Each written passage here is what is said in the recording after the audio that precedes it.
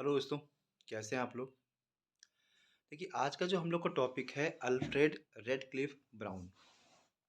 ये जो ब्राउन साहब हैं ये प्रसिद्ध मानव शास्त्री भी थे और एक समाज शास्त्री भी थे।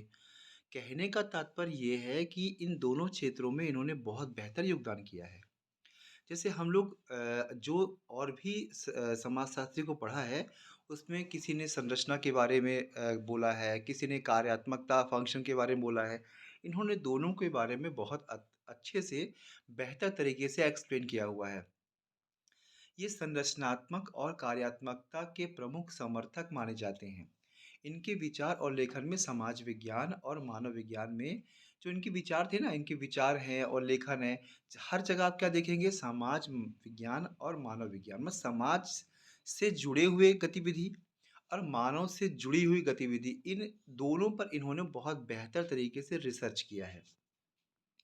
अब इनकी जो मेन पॉइंट्स देखते हैं, क्या-क्या अवधारणाएँ दी है। हम लोग जब भी कोई भी थिंकर्स को पढ़ते हैं तो दो बातें बहुत महत्वपूर्ण होती हैं। पहली क्या होती है, पहला ये होता है कि उन्होंने क्या-क्या अवधारणाएँ दी। एग्ज़ाम में सीधा पूछता है कि ये अवधारणाएँ किसकी हैं या इन्होंने कौन-सी अवधारणाएँ दी हैं, तो वो आपको पता होना चाहिए। फिर सेकंड आता है आपका कि कौन-कौन सी किताबें, उनमें से 2-3 जो मुख्य किताबें हैं, उन किताबों को यदि पढ़ेंगे, तो आपके एग्ज़ाम के लिए बहुत फ़ायदेमंद होगा। ठीक है? चलिए हम लोग आगे बढ़ते हैं। संरचनात्मकता और कार्यात्मकता ये एक्चुअली है क्या? ये अवधारणा क्या है? जो रेडक्लिफ ब्राउन साहब कहते हैं कि समाज एक प्रणाली के रूप में काम करता है, जहाँ प्रत्येक भाग समाज की स्थिरता और अस्तित्व के लिए आवश्यक है। ये जो ब्राउन साहब कहते हैं कि समाज क्या है? एक प्रणाली है। उसमें क्या होता है? वहाँ पर प्रत्येक भाग समाज की स्थिरता और अस्तित्व के लिए काम करता है। जितने भी भाग होते हैं, देखो कोई भी संरचना होती है, उस संरचना में क्या होता है, सभी संरचना के अलग-अलग भाग होते हैं और उस एक भाग दूसरे भाग को बेहतर तरीके से परफ़ॉर्म करने के लिए, कार्य करने के लिए एक सहयोग प्रदान करता है। जैसे एक मानव शरीर है, मानव शरीर में जितने भी अंग होते हैं, किसी भी एक अंग का किया गया कार्य सभी अंगों को प्रभावित करता है। ये तो आप समझते हैं ना? ठीक इसी प्रकार से समाज के जितने भी अंग हैं, संरचना है जैसे धर्म, जाति, कानून, ये सब क्या है? संस्थाएँ, बहुत सारी ये सभी पूरे समाज को एक स्थिरता प्रदान करती हैं।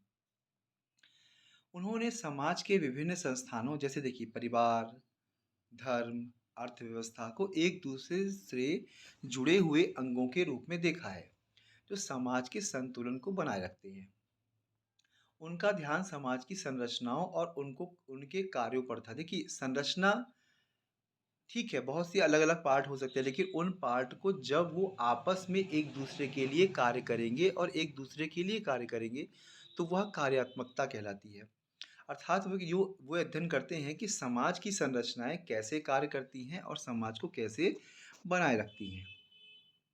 ये दूसरी अवधारणा है। देखिए जब भी ये आप किसी भी थिंकर्स को पढ़ेंगे, हमने बताया ना आपको कि अवधारणा और उसकी बुक्स, ये 2 बहुत महत्वपूर्ण टॉपिक होते हैं किसी भी थिंकर्स को पढ़ने के लिए, जिससे आप क्या जैसे कोई भी एग्ज़ाम आएगा तो सीधे या तो पूछेगा ये अवधारणा किसकी है, या तो ये पूछेगा कि ये किताबें किसकी हैं।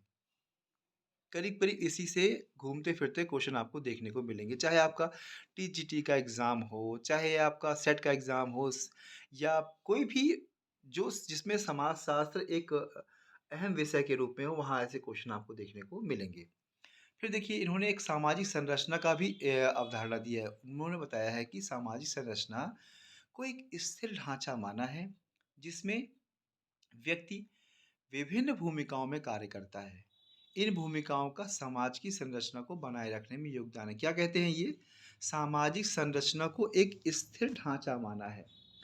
मतलब ये कहते हैं जो जो स्ट्रक्चर है ना, वो प्रायः स्थिर होता है। ऐसा नहीं है कि आज अलग, कल अलग, परसों अलग, नहीं। सामान्यतः जैसे देखा होगा आपने कि एक परिवार संस्था है, तो आज का समय हो या प्राचीन समय हो, कहीं न कहीं किसी न किसी रूप में आपको देखने को मिलेगा। एक विवाह संस्था है, कानून है, कानून भी आपको किसी रूप में दिखेगा लेकिन कानून आपको दिखाई देगा। तो मतलब जो भी संरचना है, वो एक बहुत लंबे समय से आपको एज़ इट इज़ दिखेगी, उनमें थोड़ा बहुत परिवर्तन हो सकता है, लेकिन वो संस्था उस रूप में कार्य करती रहेगी।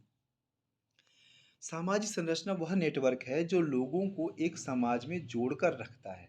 समाज में क्या करता है? जोड़ कर रखता है, ऐसा नेटवर्क है सामाजिक संरचना।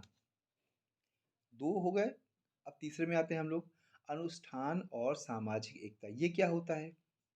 राउत साहब कहते हैं कि अनुष्ठानों और धार्मिक गतिविधियों को सामाजिक एकता को बढ़ाने के महत्वपूर्ण साधन के रूप में देखा गया है। उनके अनुसार अनुष्ठान सामाजिक संबंधों को, कि जो वहाँ की कार्य विधि है, अनुष्ठान से तात्पर्य ये है जो वहाँ रीति रिवाज कार्य विधि है, वह क्या होते हैं, एक दूसरे को क्या करते हैं, संबंधों को पुनः स्थापित करते हैं और समाज में लोगों के बीच एकजुटता को रखते हैं, बनाते हैं। फिर नेक्स्ट है सामाजिक व्यवहार और मानक। ये चौथी अवधारणा है। आप यदि अवधारणाओं के हेडिंग को भी याद रख लेंगे ना, तो आप बहुत हद तक क्वेश्चन को करने के कैपेबल होंगे। उनका ये मानना था कि समाज में प्रत्येक व्यक्ति का व्यवहार सामान्य मानकों और परंपराओं द्वारा नियंत्रित होता है। समाज का निरंतरता और स्थिरता इन मानकों के अनुपालन पर निर्भर करता है। मतलब जो भी सामाजिक व्यवहार होता है और स्टैंडर्ड होता है ना, उसी को देखकर सभी लोग क्या करते हैं, अपने व्यवहार को देखते हैं, समझते हैं और उसी के आधार पर वो करने का प्रयास करते हैं और उसी से लोग कंपेयर करते हैं। जैसे आपका स्टैंडर्ड ये है कि आपको एक बेहतर पुत्र की तरह व्यवहार करना चाहिए, कि माता पिता को सम्मान दीजिए, पैर छुए, तो आप वो स्टैंडर्ड हो गया और उस स्टैंडर्ड के तहत लोग प्रयास करते, देखिए उस पुत्र, वो पुत्र कितना अच्छा है, अपने माँ बाप का कितना सम्मान रखता है, ध्यान रखता है, तो वो स्टैंडर्ड बन गया। तो जो सामाजिक व्यवहार है वो क्या है, एक मानक की तरह यूज होता है। ये लगभग मुख्य अवधारणाएं हो गई। अब हम लोग आते हैं कुछ मुख्य किताबों पर, जो किताबें भी सीधा सीधा पूछता है। जैसे द अंडमान आइलैंडर्स, ये क्या है? इन्होंने जो शोध किया था, क्या किया था, इस किताब में उन्होंने अंडमान द्वीपों के आदिवासी समाज का गहन अध्ययन किया। एग्जाम पूछे कि ये ब्राउन साहब क्या भारत में भी कोई अध्ययन किया है, यदि किया है तो कहाँ किया है? तो आपके पास आंसर है कि हाँ, अंडमान में किया है। उन्होंने समाज की सामाजिक संरचना, अनुष्ठानों और धार्मिक जीवन को समझाया और दिखाया है कि कैसे इनसे समाज में एकता और व्यवस्था स्थापित होती है। पहली किताब क्लियर हो गई, अंडमान आइलैंडर्स। ठीक है।